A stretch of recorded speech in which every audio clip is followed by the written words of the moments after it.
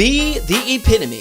That's the motto here at the Gail Y. Bennett Project. Part of our aim is to engage, exchange, and showcase the interesting.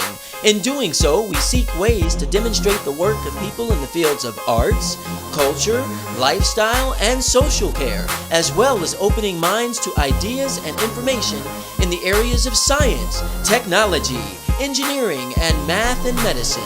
We are all lucky enough to live in a local gone global world, and that's why the Gail Y. Bennett Project encourages you to go out and simply be the epitome.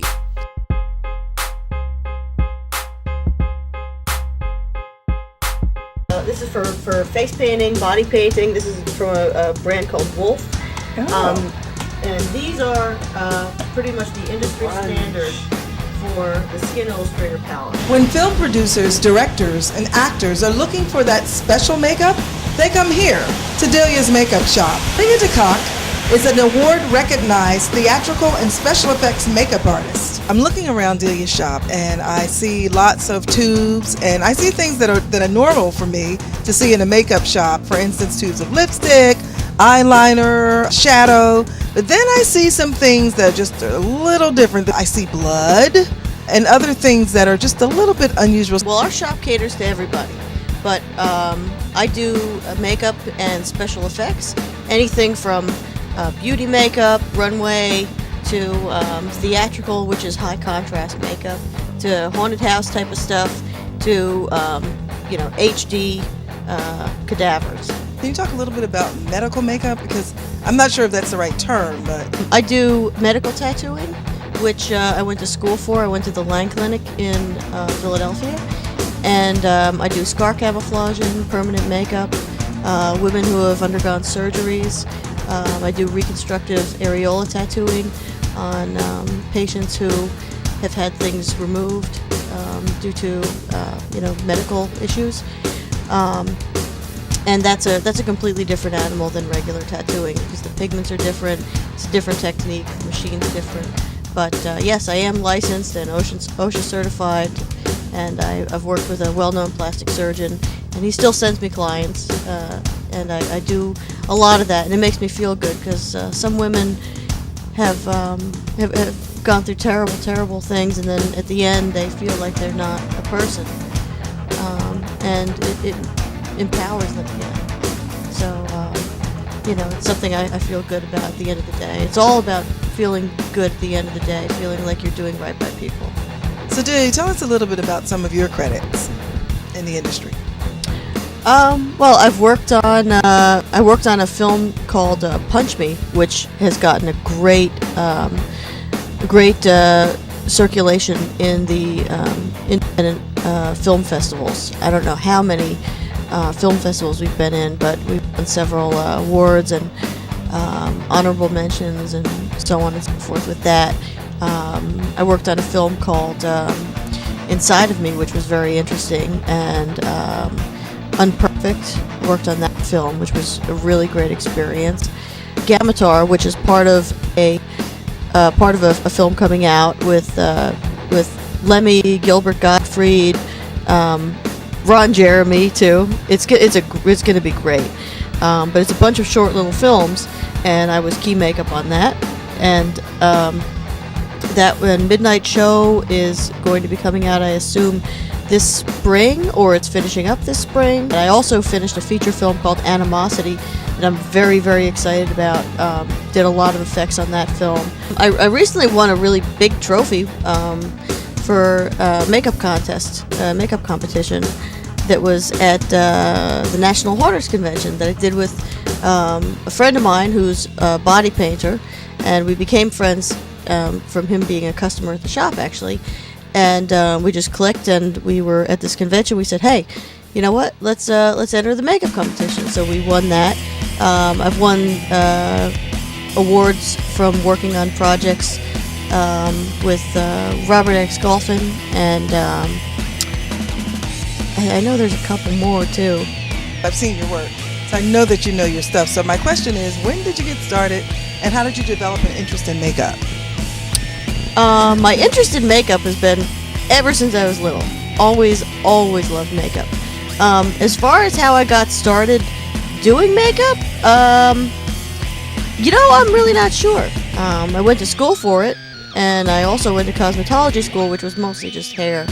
But I was always into effects makeup. This is interesting. Oh yes, this was Who is this? I hope it's nobody we know. No, this is actually my hand. And really? Wow! Yeah, look at that. it's just something I made a mold in my hand that I made into a zombie suit, and the skin moves. So it's all made out of silicone. And the nails. Yeah, the nails, and this is a toe. Oh no! Is that your toe also? Yeah, that's actually someone else's. Oh, okay. Oh, whose toe is that? Never mind. We don't want to know. You know what? I don't remember. And on a film with Robert X. Golphin, there was a makeup artist who was also very into effects, and we were talking, and I saw her book, and that really kind of jump-started me to keep going with it. This really great girl, Lauren Kristofalski, who's an award-winning actress, who's also a great makeup artist. She really set the fire under me to keep going with it, because I had been, I had a few jobs here and there, doing special effects makeup. She kind of made me have that passion again, so I thank her for that. When should girls start wearing makeup, in your opinion?